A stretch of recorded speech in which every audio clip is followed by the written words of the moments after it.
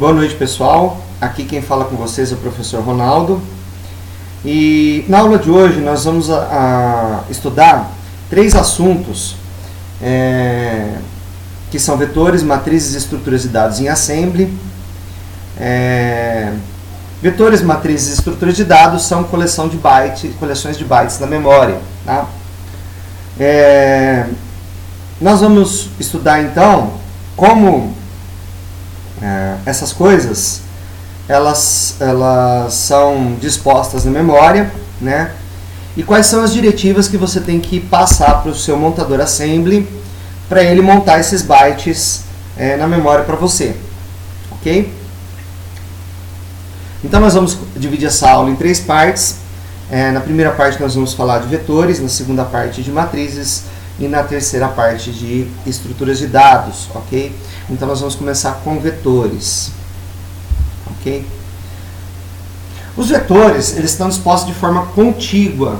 Os elementos do vetor, né, eles estão dispostos de maneira contígua na memória, ou seja, um atrás do outro.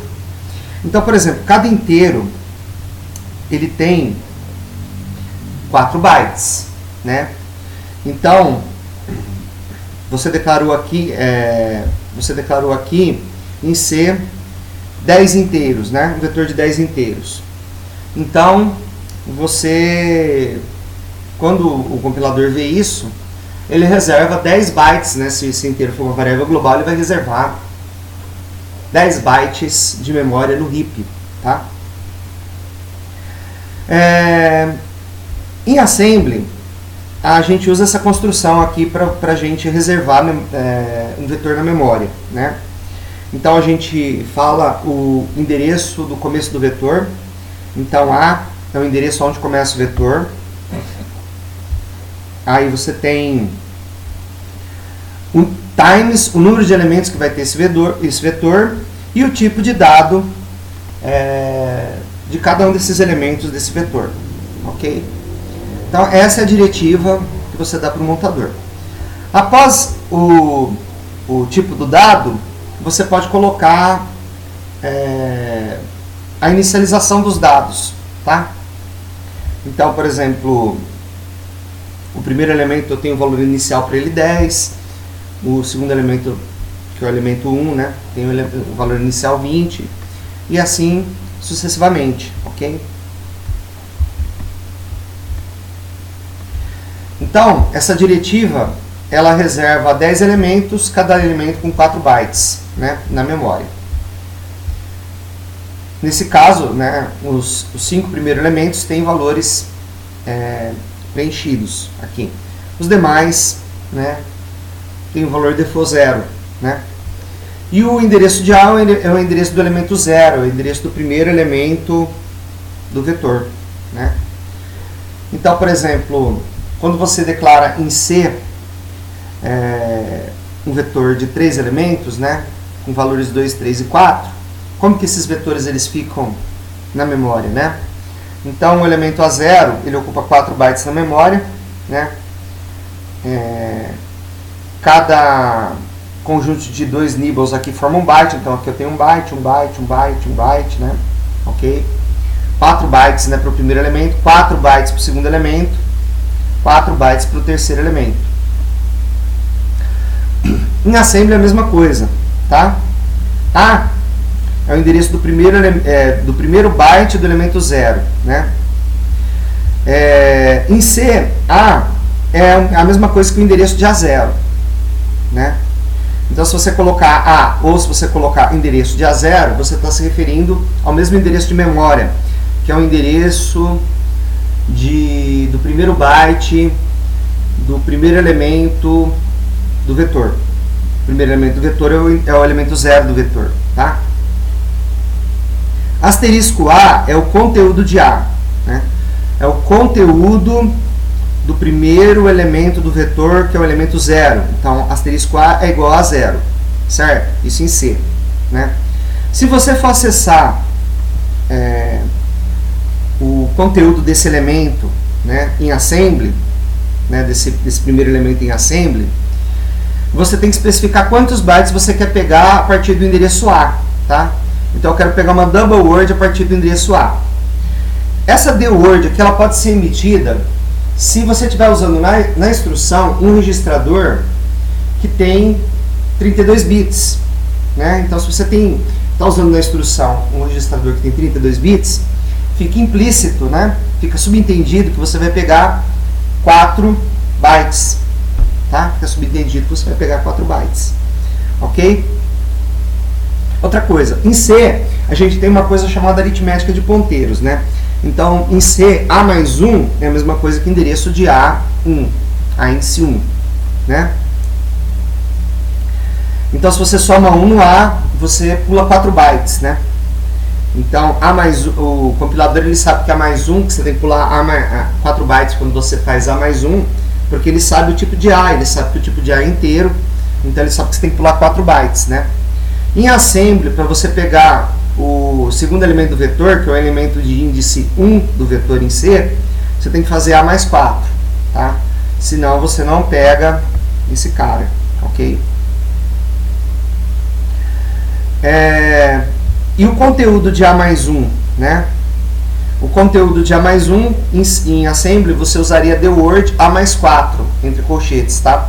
Para pegar o conteúdo do primeiro byte, para pegar 4 bytes a partir do primeiro byte do elemento 1, né? Para pegar esses 4 bytes aqui que eu estou mostrando, né? Aqui com o mouse para vocês, tá? Bom, então, em geral, né, o endereço do elemento AI é A mais 4 vezes I, tá? Existe uma instrução chamada LIA, que ela ajuda bastante, tá? Nós vamos ver 3 exemplos aqui que eu codifiquei para vocês em assembly. Um primeiro exemplo é imprimir inteiros que já estão na memória, um segundo exemplo para ler inteiros usando scanf, e um quarto exemplo para ler e escrever inteiros, né, que estão em um vetor que está na memória. E nesse terceiro exemplo nós vamos usar a instrução LIA, tá? Então, por exemplo, né, o que faz a instrução LIA? Aqui, na verdade, deveria ser, como o I tem o I é um inteiro, ele tem 4 bytes, o certo não seria usar RBX, né? Seria usar aqui EBX, né? Certo? Porque EBX tem 32 bits e o inteiro tem 4 bytes, né? Tem 32 bits, né? Então aqui você usa EBX, aqui você usa EBX e aqui você usa EAX, né? Ok? Né? Então, quando eu fiz esse slide eu não prestei tanta atenção assim, mas foi o que eu falei no slide anterior para vocês, certo?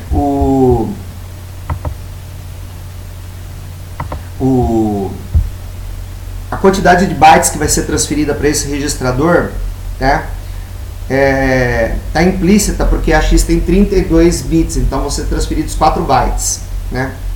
Mas os 4 aqui vão ser transferidos 4 bytes, né, a partir aqui na verdade vai ser transferidos 4 bytes a partir do ponteiro I, né? Então eu vou colocar o conteúdo da variável I em EBX. Agora, na instrução LIA, a instrução LIA é diferente da instrução move.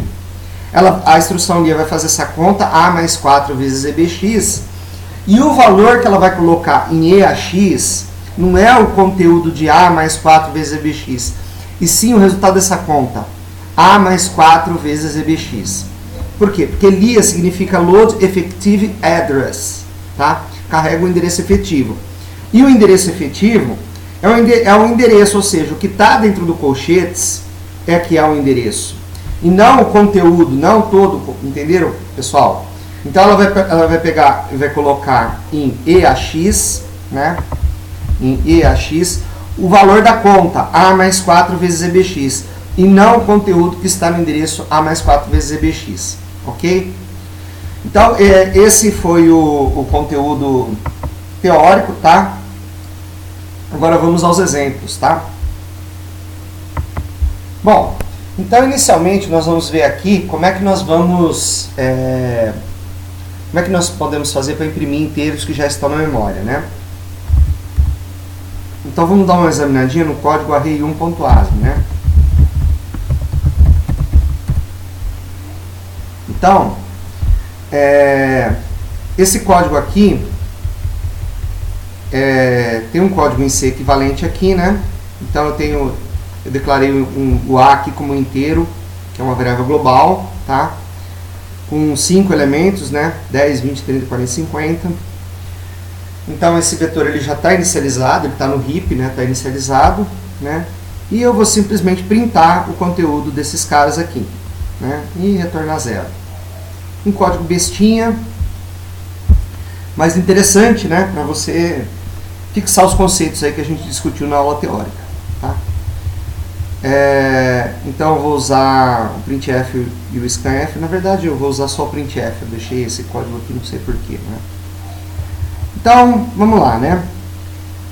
Primeiro printf, né? Eu vou colocar a string de formato, que a string de formato é 13 %d. Aqui não dá para colocar /n, né? Então, para você colocar /n, ele imprime o /n, né?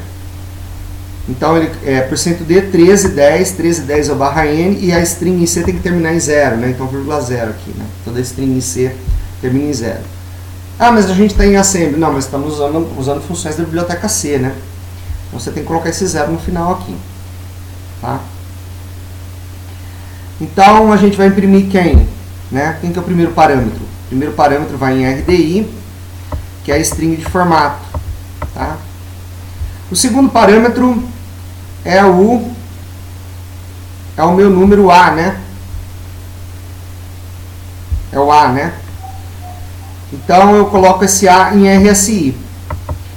Aqui é o seguinte, né? A rigor, isso aqui funciona, mas não deveria, né? Porque a rigor, eu deveria colocar ESI aqui. Porque eu vou pegar 4 bytes a partir do ponteiro apontado por A. Eu vou pegar o conteúdo, eu vou pegar 4 bytes de conteúdo a partir do ponteiro apontado por A.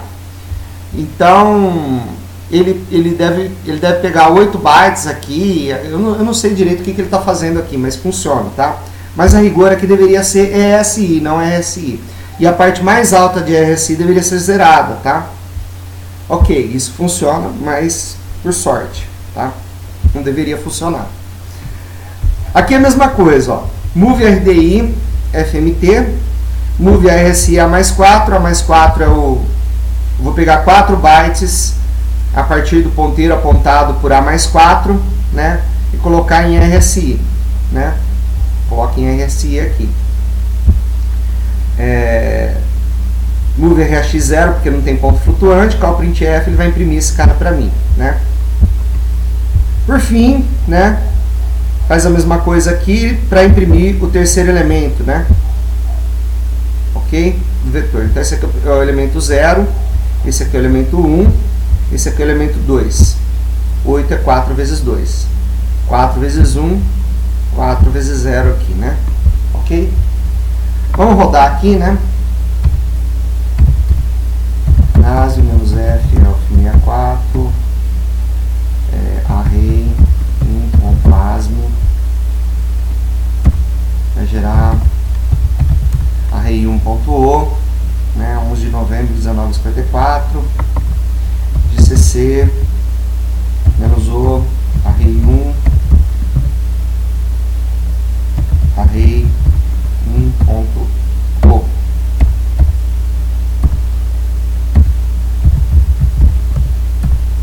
Imprime aí os 3 elementos, ok? Tá, mas e se eu quiser ler? Bom, aí eu tenho um segundo elemento aqui, um segundo programa aqui para ler, né?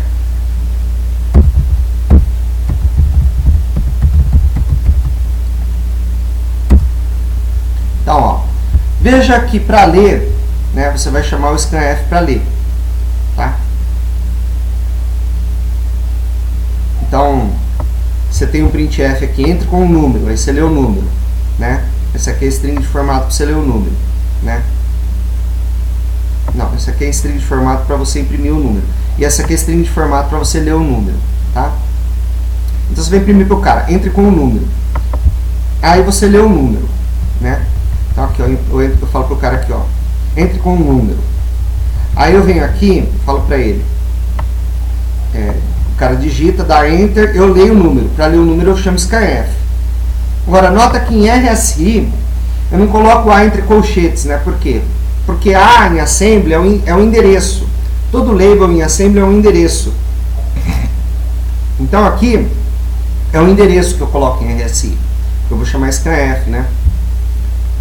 Ok? Aí eu vou ler o segundo elemento. Aí eu falo pro cara, entre um como é que está escrito aqui? Entre com um número. Ele vai escrever entre com um número.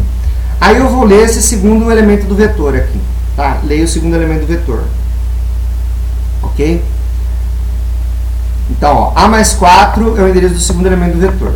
Ok? Aí, de novo, né? Falo pro cara, entre com o número. Aí, o que ele vai fazer?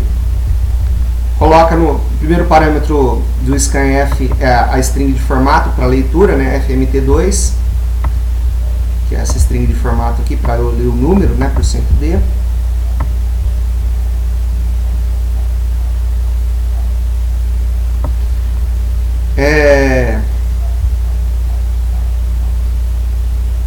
E por último aqui, né?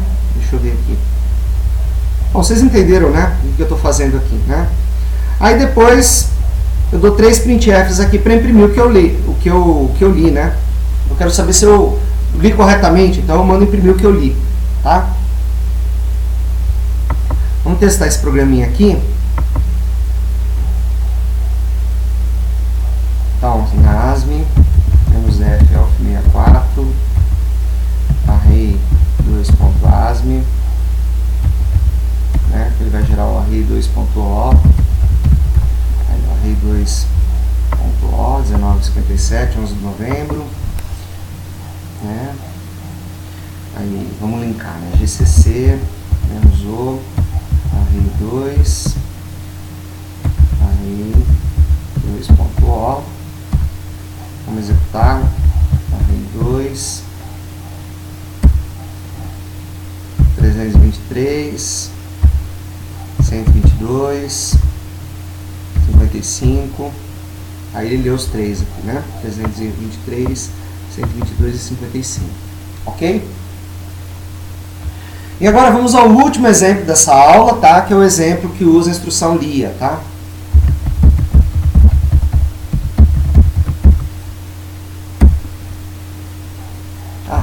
Não é exemplo 3.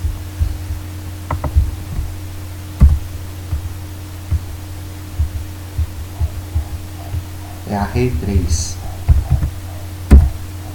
Tá? Tem o código C equivalente aqui, né? Eu defino max 5 aí, que é o número máximo de elementos, né? Detalhe, né? Todas as nossas variáveis elas estão no heap, tá, pessoal? Elas são globais, né?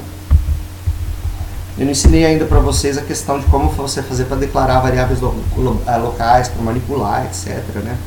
Então eu tenho um for aqui, onde eu vou ler todos os elementos, né? Um outro for aqui em que eu vou imprimir todos os elementos, tá? A diferença desse código para o anterior é que eu estou usando o for e eu vou usar a instrução LIA, tá? Para load effective address para pegar o endereço, ok? Então eu vou usar só no scanf a instrução LIA, ok? Então eu tenho meu vetor declarado aqui com esses valores inicializados, né? Valores default aí, o i com valor inicializado 0. Ok? Então, eu tenho dois for loop, né? Então, o for loop 1 e o for loop 2 aqui, tá? Um para ler, o outro para escrever. Aí eu termino o programa aqui, dou um return 0, tá? Muito bem. Então, vamos começar aqui, né? Primeira coisa, né? Como é que eu começo o loop? Eu começo com o loop com a inicialização. Mas o i já está inicializado, então a primeira coisa do loop é o teste, né? Move i para ECX, ó, agora aqui tá correto, né? Porque ECX tem o quê? 32 bits e o i, né? Eu vou pegar 4 bytes a partir do ponteiro apontado por i, né? E colocar em ECX, tá? E o meu inteiro, ele tem realmente 32 bits, né? Meu inteiro tem 32 bits, então se você não fizer isso, pode ser que aconteça do seu programa da falha de segmentação, tá? Qual é o PCX com max, né? Então eu quero saber se i é menor que max. Agora aqui, Para eu pular o loop, né, quer dizer, quando que eu não entro no loop? Quando o i for maior ou igual a max. Nota que é o contrário dessa condição aqui, tá? Então, ó, se aqui é i menor que max, se a condição para você entrar no loop é i menor que max, você vai usar um jump que é o oposto lógico dessa condição.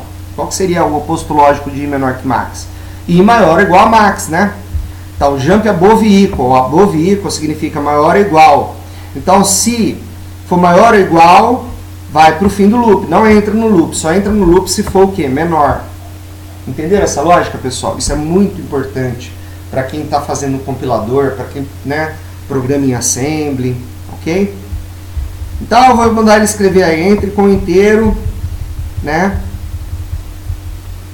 Aí, ó, move RX0, zero a parte alta de RX, né? Outra forma de você fazer isso é chora RX, né? Move ECX I, tá? Move o I para ECX. E move EBX A. Então, isso aqui é o quê? Né? É para eu fazer a conta usando a instrução LIA. Qual conta? EBX mais 4 vezes ECX. E pegar o resultado. Nota que é o resultado da conta, tá? Não é o conteúdo, né? E sim só o resultado, só essa continha aqui, o resultado dessa continha. Vou pegar o resultado dessa continha e colocar em EAX. Aí, tá? Isso que está em EAX é um endereço, tá? Esse endereço é o segundo parâmetro do scanf, né? Nota que EAX é parte de RAX.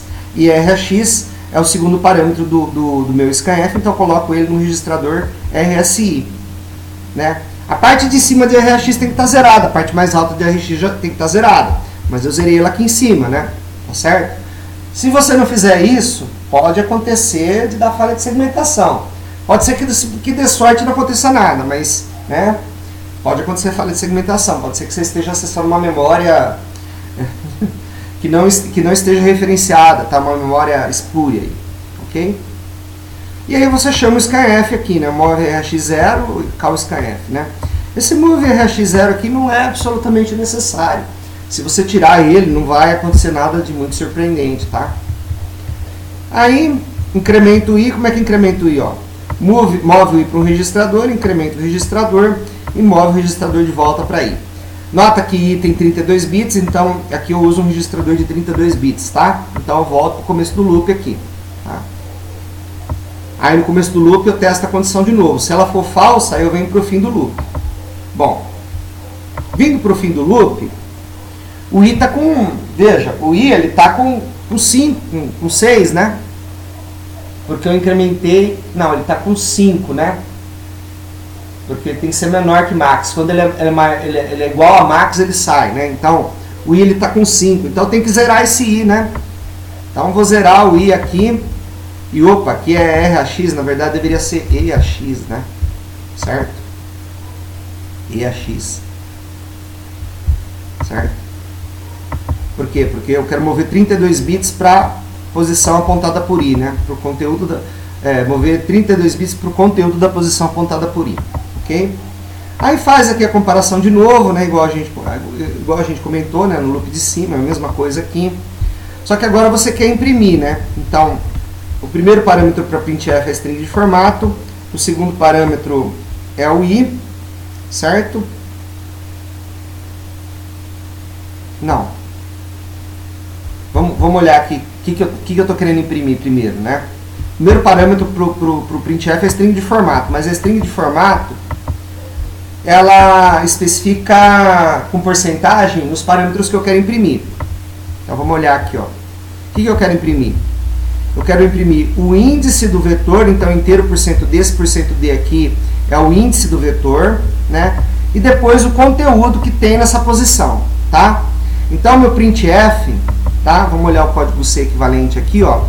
Meu printf ele tem 3 parâmetros, tá? O primeiro parâmetro é a string de formato, o segundo parâmetro é o i e o terceiro parâmetro é o vetor na posição i, ok? Então vamos voltar lá para o código, tá? Para a gente entender aqui.